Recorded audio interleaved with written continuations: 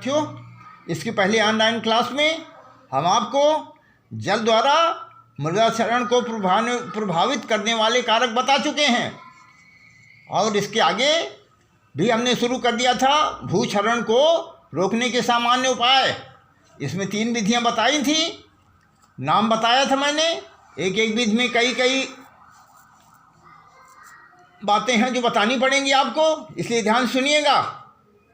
तो पहला हम आज आपको बताते हैं कृषि विधियों द्वारा भू क्षरण रोकना, यानी एग्रीकल्चरल मेथड्स। तो उसमें पहला पॉइंट आप इस प्रकार समझें, ध्यान से समझते जाइएगा।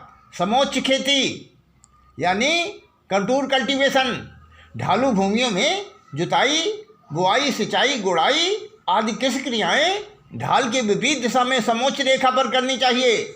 शुष्क तथा नम दोनों ही प्रकार की जलवायु वाले क्षेत्रों के लिए समोच्च कृषि उपयोगी है।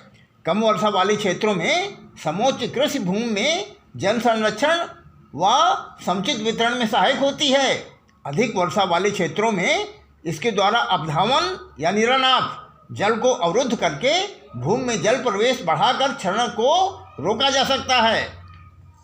इसी प्रकार से भूपरिष्करण टिलेज भूमि संरक्षण के लिए जुताई तथा उसकी गहराई का विशेष महत्व है।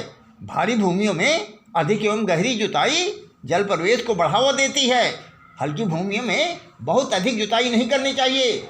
ग्रीष्म ऋतु की जुताई जल प्रवेश के बढ़ाने में सहायक होती है। ग्रीष्म में खाली खेत छोड़ना लाभदायक नहीं होता। अब अगला पॉइंट सुनिए, आच्छादित भूपरिष्करण यानी मल्च टिलेज।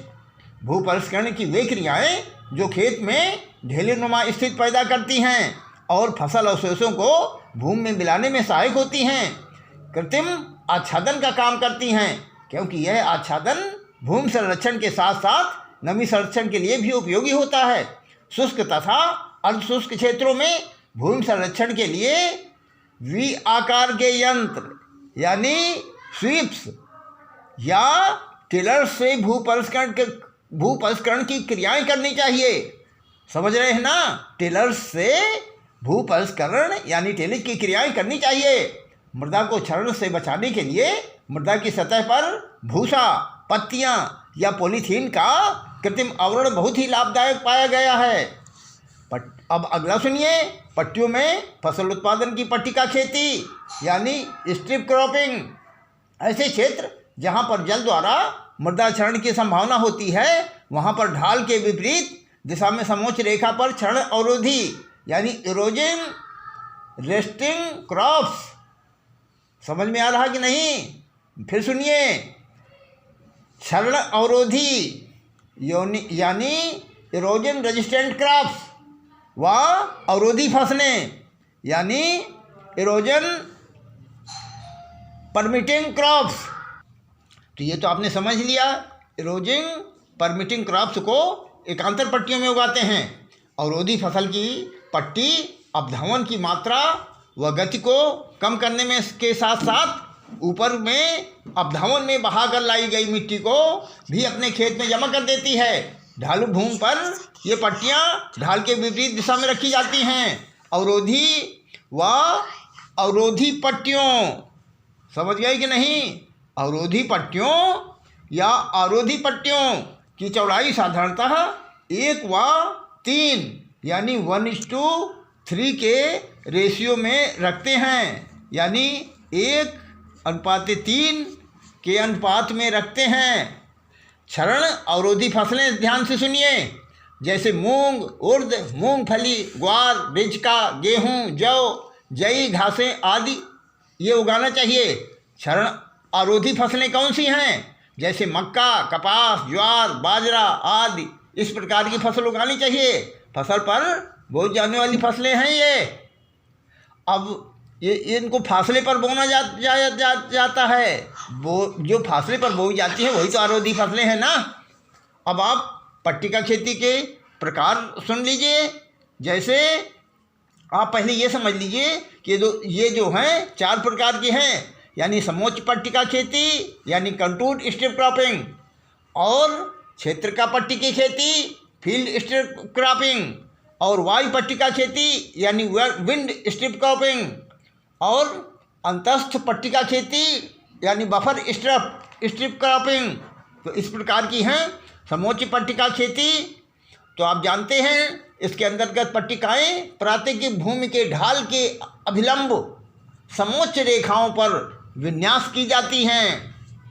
और जो क्षेत्र पट्टिका खेती हैं, जब भूमि ढाल में ज़्यादा असमान होता है, यानी इसका मतलब आप समझे कि नहीं समझे, अनड्यूलेटिंग टोपोग्राफी और समोच्च रेखाओं पर पट्टिकाओं के विन्यास करना संभव नहीं होता है, तो सभी पट्टिकाओं की चौड़ाई एक समान रखते हुए यूनिफॉर्म विंडो पट्टिकाएं शुद्ध रूप से समोच्च रेखाओं पर विन्यस्त न आकर कुछ अनुमेय विलंब के साथ, इस प्रकार से आप ये समझ लीजिए कि सन्निकटतः समोच्च रेखाओं पर विन्यस्त की जाती हैं। वायु पट्टिका खेती समझिए, इस पट्टिका खेती में पट्टिकाएं क्षेत्र पट्टिकाओं की ही भांति एक समान चौड़ाई की होती हैं, जो प्रचलित वायु की दिशा में अविलंब व्यस्त की जाती हैं।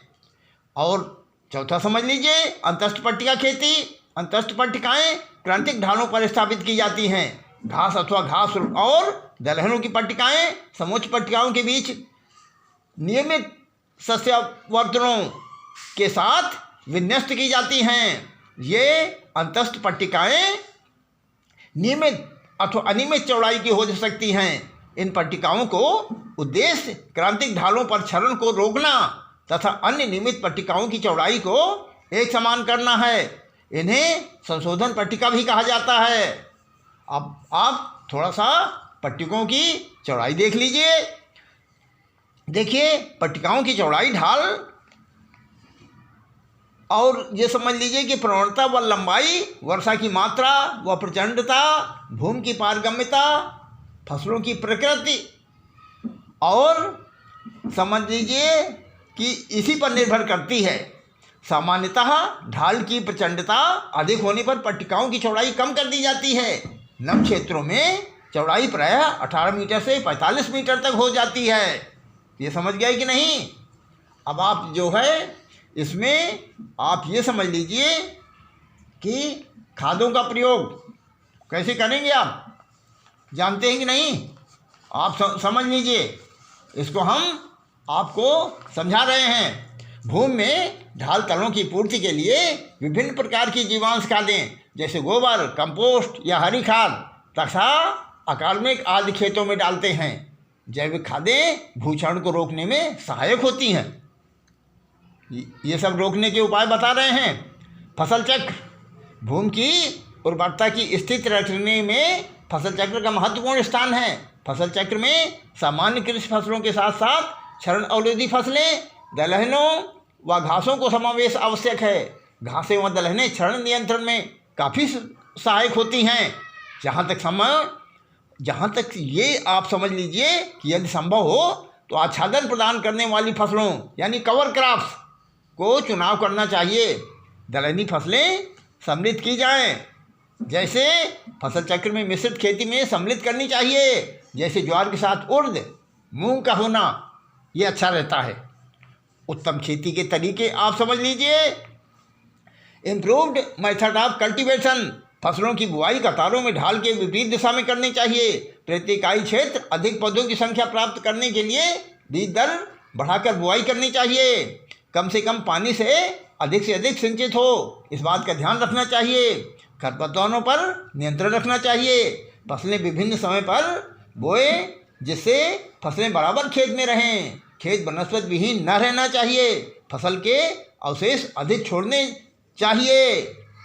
अब आप ले कृषि समझ लीजिए। ले फार्मिंग, जब घासों को कृषि फसलों के साथ साथ आवर्तित करते हैं तो कृषि की इस प्रणाली को ले कृषि कहा जाता है।